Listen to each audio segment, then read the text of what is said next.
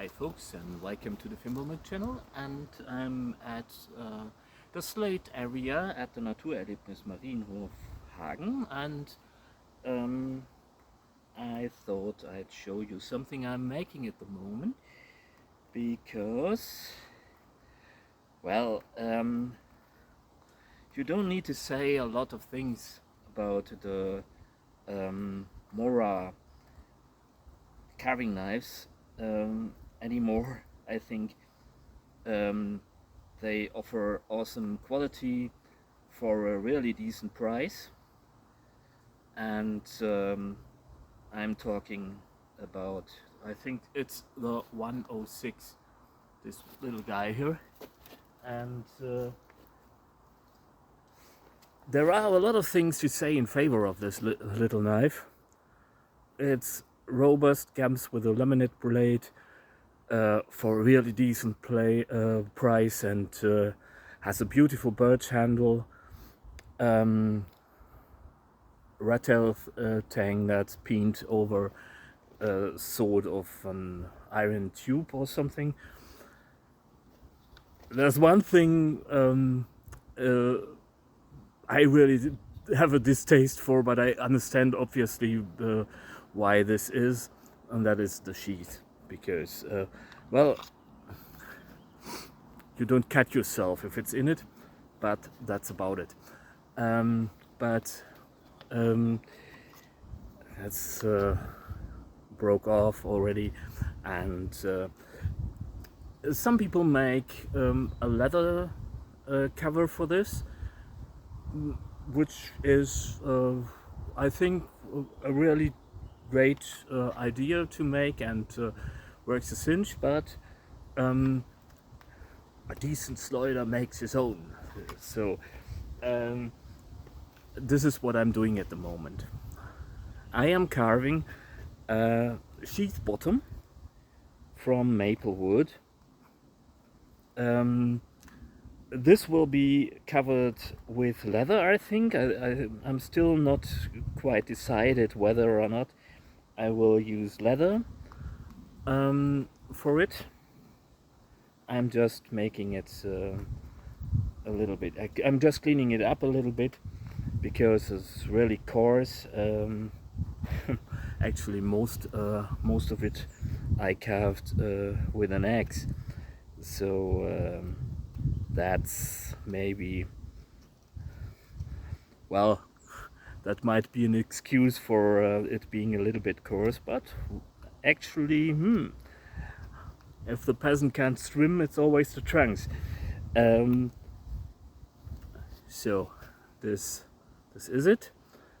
And there are awesome tutorials on how to make one. One of the best is the channel Old Mora, and Joao, I hope I pronounced it right, mate, really did a great tutorial about making a wooden sheath inlay, and actually I think I'm not exactly a beginner. I'm still a learner, and I'm in no way a master, but for watching the video by Joao, I understood how to make it for the first time. Now it's just practice, and practice some more. And I'm doing this. No, I'm doing it for the maybe right for the first time.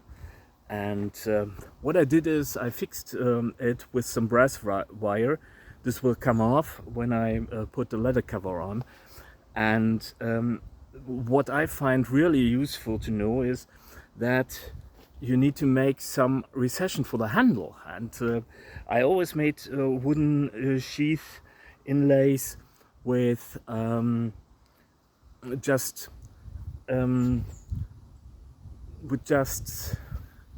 a fit for the blade, and often quite lose a fit for the blade because I was getting eager and then I was carving off too much, and no harm done, there was enough material and what have you, and but watching the video by Joao, I understood for the first time, well, it can actually keep the knife in without a leather top as is, and this sounds silly, but actually that was an eye-opener to me. I don't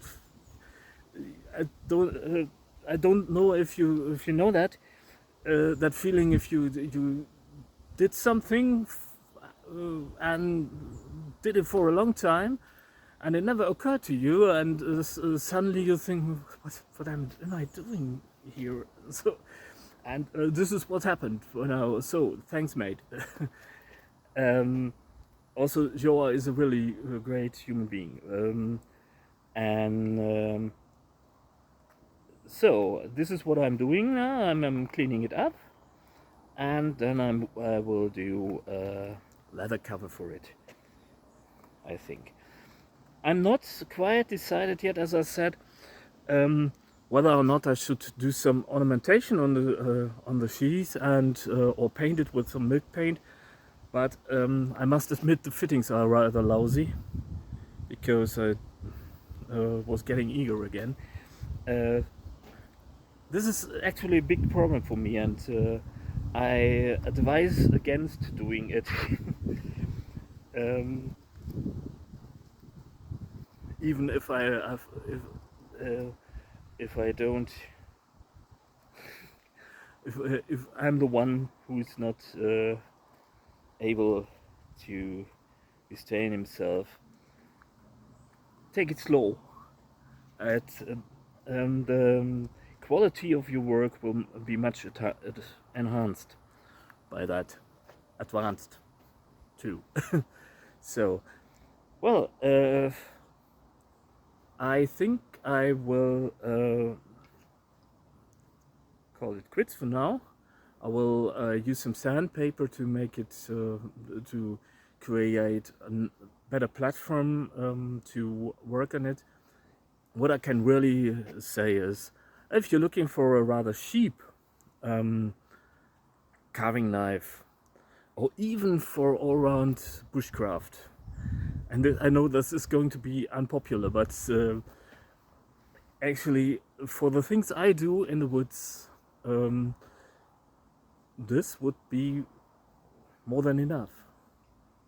And I know that's a little bit controversial again, because what do you do if you get attacked by wolves? Well, you don't get attacked by wolves in Germany. So this is really great for stump sitting, carving a spoon, carving a tent peg, carving a fireboard, for a fire drill set. This would be even great to make a trap. Trapping isn't allowed in Germany, by the way, and I don't recommend that. What have you? I carved nail binding needles with it. I carved well, everything I need in the woods with it. I carved bone needles with it. And cleaned up wooden fittings. And something wood joints and wood joinery, and pretty big work too. So I think maybe we got it back to front with when bushcraft knives are concerned. I can't go amiss with a Puka or a Mora, really. There are better knives, but not for the price. And there are bigger knives and more robust knives, and well, you don't do battening with this. If you want to, this is aged oak. here. If you want to split wood, I recommend you work your knife into the wood, like so. And just like that. And you hear, you can already hear it's coming apart. If you do it intelligently and sensibly. And what you lack in robustness, you gain in carving performance and dexterity. So it's always a game of give and take. It's always, you win some, you lose some, and this. By the way, I get cramps already from hard carving, so I don't do. I can't use a lot of force, but you don't need a lot of force. And this is something. If you carve hardwood for the entire day, which I did.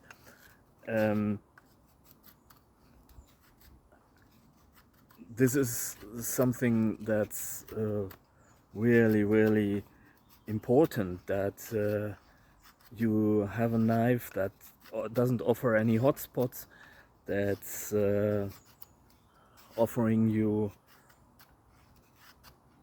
a good purchase and good sharpness, good edge holding capabilities, obviously, but I find the more I work with knives, the less prone I am to fall for the big survival knife craze. Really great contender. I think it's the 106. It's called the 106.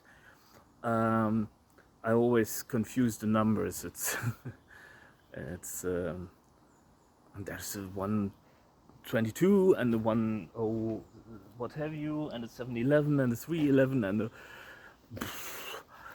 the numbers. I don't like numbers. Actually, I'm a Neanderthal. I like my cave and I like my berries and my mushrooms and well, this is well, and this is the thing.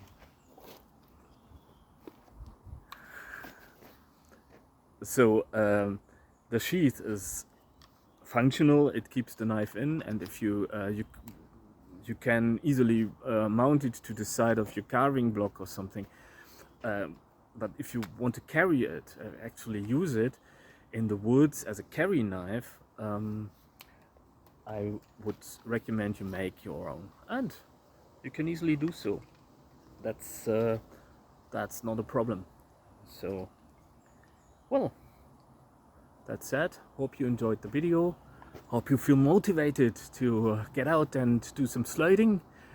Thank you for watching, and enjoy the forest. And stay sane and healthy. And see you soon. Bye.